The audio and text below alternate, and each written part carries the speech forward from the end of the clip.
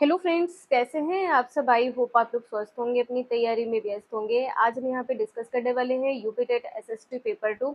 जैसा कि आप लोग यहाँ पर देख रहे हैं कि आपकी जो एसएसटी की सीरीज़ है ये कंटिन्यू है। आपके एग्जाम में कुछ इस प्रकार के क्वेश्चंस पूछे जाते हैं, इसलिए आप लोग वीडियो को लास्ट तक ज़रूर वॉच करिएगा। चैनल पर पहली बार आए हैं तो चैनल सब्सक्राइब करके बेल आइकन प्रेस कर लीजिएगा, इससे नोटिफिकेशन आप सभी को मिलता रहेगा। आप सभी लोग एक बार इस क्वेश्चन को फिर से देख लीजिए। क्वेश्चन नंबर 203 है, पृथ्वी की आंतरिक संरचना में कोर यानी कि क्रोड का जो निर्माण है किन तत्वों के द्वारा हुआ है। आंसर आपका यहाँ पर सी सही हो जाएगा। और इसमें आप लोगों को डाउट था तो एक बार आप लोग इसको यहाँ पर देख सकते हैं। जो पृथ्वी की संरचना है उसका कुछ भाग इस प्रकार से आपको देखने को मिलता है, ठीक है, इस प्रकार से। तो यहाँ पर ये क्या हो जाएगा, ये है भूपर्पटी, ये भाग क्या है, भूपर्पटी है, भूपर्पटी है। और ये क्या है, ये मेंटल है, ये क्या है, मेंटल है। और ये क्या है, कोर है, ये क्या है, कोर है। अब यहाँ पर देखिए, इसको क्या कहते हैं, इसको सियाल कहते हैं, इसको सियाल कहते हैं, इसको सीमा कहते हैं, इसको नीफे कहते हैं, इसको नीफे कहते हैं। अब यहाँ पर देखिए क्या हो जाएगा, ये क्या है, सियाल है। सियाल मतलब यहाँ पे क्या हो जाएगा, सिलिका प्लस एल्यूमिनियम हो जाएगा। सीमा यानी कि सिलिका प्लस मैग्नीशियम हो जाएगा। नीफे, नीफे यानी कि निकिल प्लस फेरस हो जाएगा। तो इस क्वेश्चन को आप लोग रिवाइज कर लीजिएगा। और आपको जो वीडियो देखने को मिली है जिसमें क्वेश्चन नंबर 203 है, इसका आंसर यहाँ पर सी सही है। और कुछ इस प्रकार से इसका डायग्राम होगा, आप लोग इसको याद कर लीजिएगा। तो चलिए स्टार्ट करते हैं। जो आप सभी के 240 तक क्वेश्चंस कंप्लीट हो चुके थे। क्वेश्चन नंबर 241 है। क्वेश्चन नंबर 241 है, इसमें पूछा गया है निम्नांकित महासागरीय धाराओं में किसका पड़ोसी तट पर गर्म प्रभाव पड़ता है। तो यहाँ पर आंसर आपका ब्राजील हो जाएगा। आंसर आपका क्या हो गया, यहाँ पर ब्राजील हो जाएगा। जो गर्म धाराएं हैं कौन कौन सी हैं, गर्म धाराएं कौन कौन सी हैं, तो यहाँ पर गल्फ स्ट्रीम हो जाएगा, गल्फ स्ट्रीम हो जाएगा। इसके बाद में क्या है, कुरोसियो धारा है, कुरोसियो धारा है, कुरोसियो धारा है। और यहाँ पर क्या हो जाएगा, मोजाम्बिक धारा, मोजाम्बिक धारा, मोजाम्बिक धारा। ये सभी क्या है, तो ये गर्म धाराएं हैं। इसके बाद में गर्म धारा में क्या हो जाएगा, अलास्का धारा, अलास्का धारा, अलास्का धारा। ये सभी क्या हैं, तो गर्म धाराएं हैं। इसके बाद में यहाँ पर आप लोग देख लीजिए जो ठंडी धाराएं हैं वो कौन कौन सी हैं। हमबोल्ट धारा है, ठंडी धारा, ठंडी धारा। यहाँ पर क्या हो जाएगा, हमबोल्ट है, हमबोल्ट धारा है, हमबोल्ट धारा। इसके बाद में है फॉकलैंड धारा, फॉकलैंड धारा, फॉकलैंड धारा है। और बेंगुएला धारा है, बेंगुएला, बेंगुएला धारा है, बेंगुएला धारा है। इसके बाद में पश्चिम ऑस्ट्रेलिया धारा है, पश्चिम ऑस्ट्रेलिया धारा है, पश्चिम ऑस्ट्रेलिया धारा है, पश्चिम ऑस्ट्रेलिया धारा है। इसके बाद में आप सभी को पता है लैब्राडोर धारा है, लैब्राडोर धारा है। ये सभी ठंडी धाराएं हैं। अगर आप लोग यूपी टेट, सी टेट या सुपर टेट या किसी भी एग्जाम की आप लोग प्रिपरेशन कर रहे हैं, तो जैसा कि आपको पता है कि यहाँ से क्वेश्चंस आपके एग्जाम में बहुत पूछे जाते हैं। कौन सी ठंडी धारा है, कौन सी गर्म धाराएं हैं और किस क्षेत्र से संबंधित है, ये सभी क्वेश्चन आपके एग्जाम में पूछे जाते हैं। तो 2 से 3 नंबर के क्वेश्चन आपके यूपी टेट एग्जाम में गर्म धाराएं और ठंडी धाराएं से पूछे जाते हैं। क्वेश्चन नंबर नेक्स्ट है, यहाँ पर आपसे पर्वत के बारे में पूछा गया है। ड्रकेंसबर्ग पर्वत निम्न में से कहाँ पर स्थित है। तो ये स्थित है दक्षिण अफ्रीका में। कहाँ पर, दक्षिण अफ्रीका में स्थित है। और चीन में क्या है, अगर आपसे चीन के बारे में पूछ लिया जाए, चीन में क्या है, तो हिमालय है। चीन में क्या है, हिमालय है, और कुनलून है, कुनलून, कुनलून है। इसके बाद में जो काराकोरम है, इसके बाद में काराकोरम, काराकोरम। तिब्बत में क्या है, तिब्बत में कैलाश पर्वत स्थित है। तिब्बत में क्या है, तो कैलाश पर्वत स्थित है, कैलाश पर्वत है। जो कुरनूल पर्वत है, इसको क्या कहा जाता है, पर्वतों का पूर्वज कहा जाता है, पर्वतों का पूर्वज, पर्वतों का पूर्वज कहा जाता है। किसको, तो कुनलून को। यहाँ पर हम लोग पर्वत के बारे में देख लेते हैं। अगर मान लीजिए आपसे पूछ लिया जाए कि पर्वत किस प्रकार के होते हैं, कैसे आप इनको पहचान सकते हैं, तो जो पर्वत होते हैं, पर्वत पृथ्वी की सतह की प्राकृतिक ऊंचाई है। ये क्या है, तो ये प्राकृतिक ऊंचाई, पर्वत क्या है, तो प्राकृतिक ऊंचाई है। और पर्वत कहते किसको हैं, अगर अगर 600 मीटर से अधिक, 600 मीटर से अधिक ऊंचाई, 600 मीटर से अधिक ऊंचाई एवं खड़ी ढाल वाली पहाड़ी हो, एवं खड़ी ढाल वाली पहाड़ी हो, उसको क्या कहते हैं, उसको ही पर्वत कहते हैं। उसको क्या कहते हैं, उसको पर्वत कहते हैं। और जो पर्वत का शिखर होता है, अगर मान लीजिए आपसे पूछ लिया जाए कि पर्वत का शिखर कैसा होता है, तो जो पर्वत का शिखर है, शिखर कैसा होता है, किसका, तो पर्वत का शिखर कैसा होता है, छोटा होता है। पर्वत का शिखर छोटा होता है तथा चौड़ा होता है, तथा आकार इसका कैसा होता है, आकार इसका चौड़ा होता है, आकार इसका चौड़ा होता है। अगर आपसे ये पूछा जाए कि विश्व की सबसे ऊंची चोटी कौन सी है, तो माउंट एवरेस्ट है, और ये कहाँ पर है, नेपाल में है। हिमालय की सबसे ऊंची चोटी है कौन सी, तो माउंट एवरेस्ट। ये आपके यूपी टेट एग्जाम में और सुपर टेट में भी पूछा गया है, माउंट एवरेस्ट। माउंट एवरेस्ट ये क्या है, तो हिमालय की सबसे ऊंची चोटी है। हिमालय की सबसे ऊंची चोटी है, हिमालय की सबसे ऊंची चोटी है। यहाँ पर आप लोग जो भी इम्पोर्टेंट पॉइंट्स आपको लगे, आप लोग नोट कर लीजिएगा, क्योंकि ऐसे ही क्वेश्चंस आपके UP TET, super TET, CTET exam में पूछे जाते हैं। यहाँ पर पर्वत के बारे में थोड़ा सा देख लेते हैं कि पर्वत के कितने प्रकार हैं।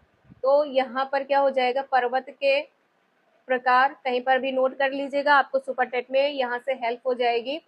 तो वलित पर्वत है, यहाँ पर क्या हो जाएगा, वलित पर्वत है। दूसरा यहाँ पर क्या हो जाएगा, भ्रंशोत्थ पर्वत है, भ्रंशोत्थ पर्वत है। इसके बाद में तीसरा पॉइंट यहाँ पर क्या हो जाएगा, ज्वालामुखी पर्वत। अगर आपको वीडियो यूजफुल लग रही हो तो प्लीज आप लोग video like share and subscribe जरूर कर दीजिएगा। तो यहाँ पर आप लोगों ने देखा है वलित पर्वत है, भ्रंशोत्थ है और ज्वालामुखी है। इसके बाद में क्वेश्चन नंबर नेक्स्ट है, यहाँ पर आपसे पूछा गया है, निम्नलिखित ग्रहों में वह कौन सा है जिसका कोई उपग्रह नहीं है। किसका कोई उपग्रह नहीं है, तो बुध का कोई उपग्रह नहीं है, और किसका नहीं है, तो शुक्र का नहीं है। बुध और शुक्र का कोई उपग्रह नहीं है। आपसे यहाँ पर बुध के बारे में पूछा जाए, बुध ग्रह के बारे में पूछा जाए, तो सूर्य का निकटतम ग्रह है, सूर्य का निकटतम ग्रह है, सूर्य का निकटतम ग्रह कौन सा है, तो यहाँ पर क्या हो जाएगा, बुध। और जो शुक्र है, ये क्या है, शुक्र यहाँ पर क्या हो जाएगा, पृथ्वी की बहन किसको कहा जाता है, तो शुक्र ग्रह को कहा जाता है। इसको ही क्या कहा जाता है, भगनी भगनी मतलब क्या होता है, बहन होता है। और जो यहाँ पर शुक्र ग्रह है, ये सूर्य से निकटतम दूसरा ग्रह है, यहाँ पर आप लोग नोट कर लीजिएगा, सूर्य से सूर्य से निकटतम सूर्य से निकटतम दूसरा ग्रह है। दूसरा ग्रह कौन सा है? तो यहाँ पर क्या हो जाएगा? शुक्र हो जाएगा। और जैसे कि आपको पता है कि सौर मंडल में अगर आपसे ये पूछा जाए कि सौर मंडल में सबसे अधिक उपग्रह किसके पास है? सबसे अधिक उपग्रह किसके पास है? तो शनि के पास है। शनि ग्रह के पास है। कितने उपग्रह हैं? तो 82 उपग्रह हैं। सबसे अधिक सौरमंडल में उपग्रह किसके पास है? तो शनि के पास है। और मंगल ग्रह के पास 2 उपग्रह हैं। अगर आपसे मंगल ग्रह के बारे में पूछा जाए, मंगल ग्रह के बारे में कितने उपग्रह हैं? तो यहाँ पर क्या हो जाएगा? 2 उपग्रह हैं। कौन कौन से हैं? तो यहाँ पर हो जाएगा डिमोस, यहाँ पर हो जाएगा डिमोस, और दूसरा क्या है? फोबोस। दूसरा है यहाँ पर फोबोस, दूसरा है यहाँ पर फोबोस। आई होप आपको अच्छे से समझ में आ गया होगा। अगर क्वेश्चन में कोई डाउट लगे तो प्लीज़ आप लोग कमेंट करके क्वेश्चन नंबर ज़रूर मेंशन कर दीजिएगा। इसके बाद में हम लोग यहाँ पर देख लेते हैं बृहस्पति ग्रह के बारे में। जैसे कि आपको पता है कि बृहस्पति ग्रह को क्या कहते हैं? जुपिटर कहते हैं, और यह सौर मंडल का सबसे बड़ा ग्रह है। बृहस्पति क्या है? सौर मंडल का सबसे बड़ा ग्रह है। सौर मंडल का सबसे बड़ा ग्रह कौन सा है? तो बृहस्पति है। सूर्य से अगर दूरी के आधार पर पूछा जाए, सूर्य से दूरी के आधार पर पूछा जाए तो पांचवा ग्रह है। दूरी के आधार पर पूछा जाए तो पांचवा ग्रह है। अगर आपसे ये पूछा जाए किस ग्रह के चारों तरफ छल्ले पाए जाते हैं, चारों तरफ छल्ले किस ग्रह में पाए जाते हैं, तो यहाँ पर आंसर आपका बृहस्पति होगा। इसको जुपिटर कहते हैं। मंगल ग्रह को मार्स कहते हैं। मंगल ग्रह को क्या कहते हैं? मार्स कहते हैं। मंगल ग्रह को मार्स कहते हैं। पृथ्वी आपको पता है अर्थ होती है। और बुध ग्रह को क्या कहते हैं? मरकरी कहते हैं। बुध ग्रह को क्या कहते हैं? मरकरी कहते हैं। इस टाइप के क्वेश्चंस भी आपके एग्जाम में पूछे जाते हैं। शनि ग्रह को क्या कहते हैं? सैटर्न कहते हैं। शनि ग्रह को क्या कहते हैं? सैटर्न कहते हैं। ये आप लोग लिख लीजिएगा। शनि ग्रह को क्या कहते हैं? सैटर्न कहते हैं। सैटर्न कहते हैं। क्वेश्चन नंबर नेक्स्ट है, सिलवासा राजधानी है कहाँ की? जो सिलवासा राजधानी है ये कहाँ की है? यहाँ पर आंसर आपका दादरा एवं नगर हवेली हो जाएगा। यहाँ पर बी आंसर आपका सही है। इसके बाद में लक्षद्वीप की अगर राजधानी पूछी जाए, लक्षद्वीप की राजधानी क्या हो जाएगा? कवारती है। कवारती है। दमन द्वीप की पूछी जाए तो क्या हो जाएगा? दमन हो जाएगा। अरुणाचल प्रदेश की पूछी जाए, अरुणाचल प्रदेश की क्या हो जाएगा? ईटानगर। अरुणाचल प्रदेश की राजधानी ईटानगर है। बी आंसर आपने देखा है यहाँ पर सही हो जाएगा। क्वेश्चन नंबर नेक्स्ट है, यहाँ पर आपको बताना है निम्न में से कौन सी मिट्टी भारत में कपास की खेती के लिए आदर्श है? कपास की खेती के लिए काली मिट्टी आदर्श है। तो यहाँ पर आंसर क्या सही होगा? सी, काली मिट्टी। और जैसा कि आपको पता है कि जो मिट्टी का कलर काला है क्यों होता है? कारण क्या है? काला जो कलर होता है किस कारण होता है? तो यहाँ पे टिटनीफेरस, मैग्नेटाइट और जीवाश्म की उपस्थिति के कारण जीवाश्म की उपस्थिति के कारण यहाँ पर काला रंग हो जाएगा। इसको किस नाम से जानते हैं? तो इसको जानते हैं रेगूर मिट्टी के नाम से। रेगूर के नाम से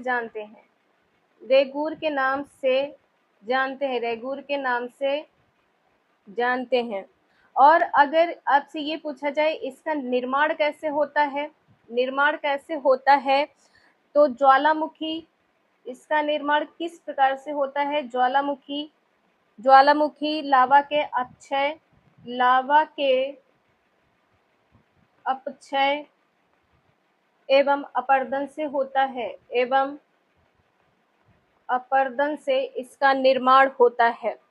अगर आपसे ये पूछ लिया जाए कि क्षेत्र क्या है, तो इसका क्षेत्र क्या हो जाएगा, 5.46 लाख वर्ग किलोमीटर क्षेत्र में इसका विस्तार है, के क्षेत्र में विस्तार है। अगर आपसे ये पूछ लिया जाए कि इसका विस्तार सबसे अधिक कहाँ पर है, तो सर्वाधिक विस्तार कहाँ पर है, सर्वाधिक विस्तार कहाँ पर है, तो महाराष्ट्र में है। कहाँ पर है, महाराष्ट्र में है, महाराष्ट्र राज्य में है। इसमें अगर आपसे उत्पादन पूछ लिया जाए किसका किया जाता है, तो उत्पादन यहाँ पर क्या हो जाएगा, उत्पादन किसका किया जाता है, तो कपास का किया जाता है। कपास का उत्पादन किया जाता है। मोटे अनाज का उत्पादन किया जाता है, मोटे अनाज का उत्पादन किया जाता है। और तिलहन का उत्पादन किया जाता है। साथ में सूर्यमुखी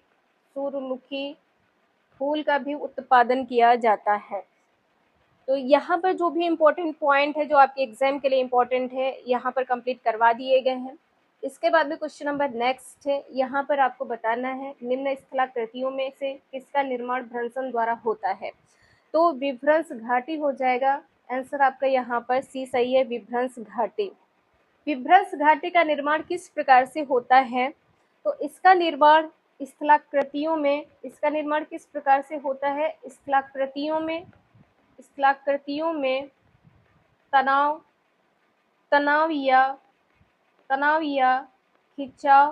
या खिंचाव की शक्तियों द्वारा होता है, कि शक्तियों द्वारा इसका निर्माण होता है, शक्तियों द्वारा निर्माण होता है।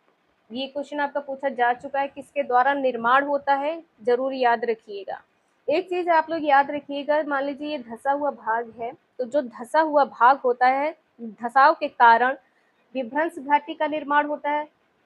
विभ्रंश घाटी का निर्माण होता है किसके कारण, तो धंसाव के कारण विभ्रंश घाटी का निर्माण होता है। और जो उठा हुआ भाग होता है, ठीक है, जो उठा हुआ भाग होता है, इसके कारण किसका निर्माण होता है, भ्रंशोत्थ पर्वत का निर्माण होता है। भ्रंशोत्थ पर्वत का निर्माण होता है, भ्रंशोत्थ पर्वत का निर्माण होता है। आई होप आपको समझ में आ गया होगा जो विभ्रंश घाटी है और भ्रंशोत्थ पर्वत किसको कहते हैं।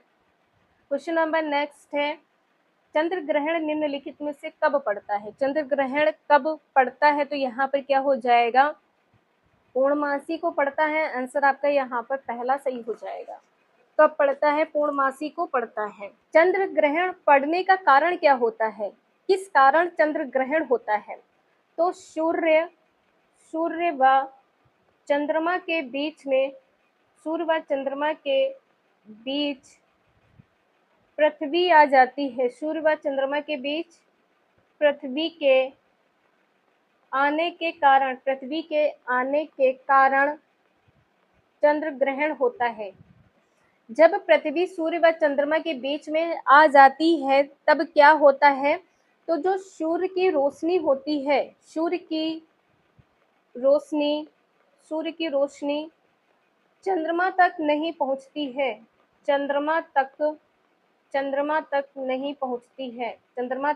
पहुंचती है, इस कारण चंद्र ग्रहण होता है। क्वेश्चन नंबर नेक्स्ट है, संयुक्त राष्ट्र संघ की स्थापना कब हुई है, तो यहाँ पर आंसर क्या होगा आपका, 24 अक्टूबर 1945, 24 अक्टूबर 1945। और जैसे कि आपको पता है कि वर्तमान में इसके सदस्य देश कितने हैं, संयुक्त राष्ट्र संघ के वर्तमान में कितने सदस्य देश हैं, तो 193 सदस्य देश हैं। सदस्य देश आपसे पूछ लिया जाए कितने हैं, 193। इसका मुख्यालय कहाँ पर है, तो इसका जो मुख्यालय है, इसका मुख्यालय कहाँ पर है, तो न्यूयॉर्क में है। इसका मुख्यालय कहाँ पर है, न्यूयॉर्क में है। न्यूयॉर्क यानी कि अमेरिका, कहाँ पर है, अमेरिका में है, अमेरिका में इसका मुख्यालय है। क्वेश्चन नंबर नेक्स्ट है, ग्राम पंचायत का सदस्य बनने के लिए न्यूनतम आयु कितनी होनी चाहिए। जो न्यूनतम आयु है आपका आंसर डी सही हो जाएगा, 21 वर्ष होनी चाहिए।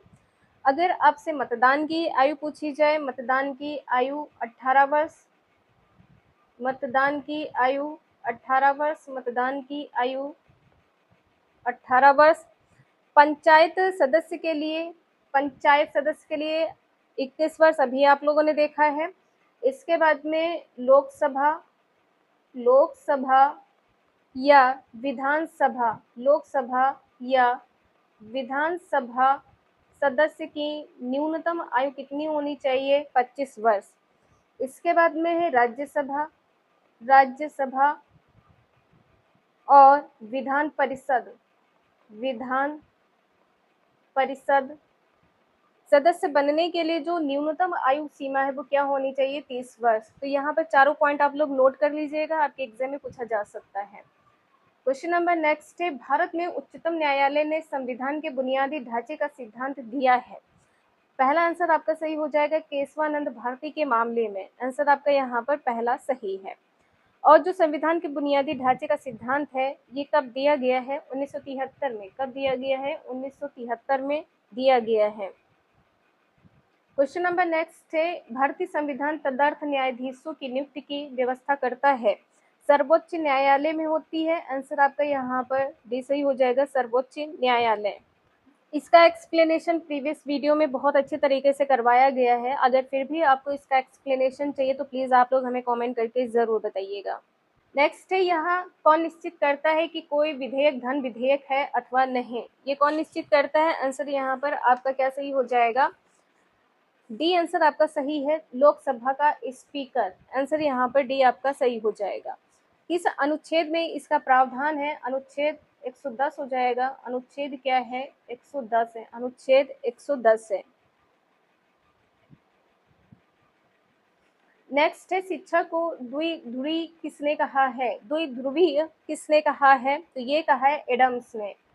और जॉन डीवी ने क्या कहा है? त्रिध्रुवीय। जॉन डीवी ने त्रिध्रुवीय प्रक्रिया कहा है। द्विध्रुवी में क्या होता है? शिक्षक होता है, शिक्षक और दूसरा शिक्षित, एक पढ़ने वाला दूसरा पढ़ाने वाला। और डीवी ने क्या कहा है? इन्होंने कहा है कि पढ़ने वाला पढ़ाने वाला और पढ़ाने का माध्यम होना चाहिए, यानी कि पुस्तक पढ़ाने का माध्यम होना चाहिए। नेक्स्ट है, उच्च प्राथमिक स्तर पर कौन सा विषय सामाजिक अध्ययन में सम्मिलित नहीं है? कौन सा विषय सम्मिलित नहीं है? तो दर्शन शास्त्र, जैसे कि आपको पता है ये सम्मिलित नहीं है। बाकी आपका यहाँ पे राजनीतिक शास्त्र है, भूगोल है, इतिहास है, नागरिक शास्त्र है, ये सभी सम्मिलित हैं। नेक्स्ट है, निम्नांकित में से कौन सा व्याख्यान विधि का गुण नहीं है? आपको बताना व्याख्यान विधि का गुण क्या नहीं है। समय व शक्ति की बचत होती है एक्सप्लेनेशन से, तो यहाँ पर ये तो आपका सही हो जाएगा। तर्क एवं चिंतन शक्ति का विकास होता है, जैसे आप कोई भी क्रॉस क्वेश्चन है आप करते हैं तो आपका डाउट क्लियर हो जाता है।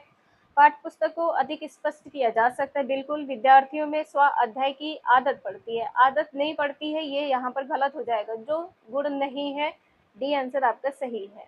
तो यहाँ पर आपने कुछ इंपॉर्टेंट क्वेश्चंस देखे हैं। अगर किसी भी क्वेश्चन में कोई डाउट है तो प्लीज़ आप लोग क्वेश्चन नंबर कमेंट करके ज़रूर मेंशन कर दीजिएगा। आज के लिए इतना ही, मिलते हैं नेक्स्ट क्लास में।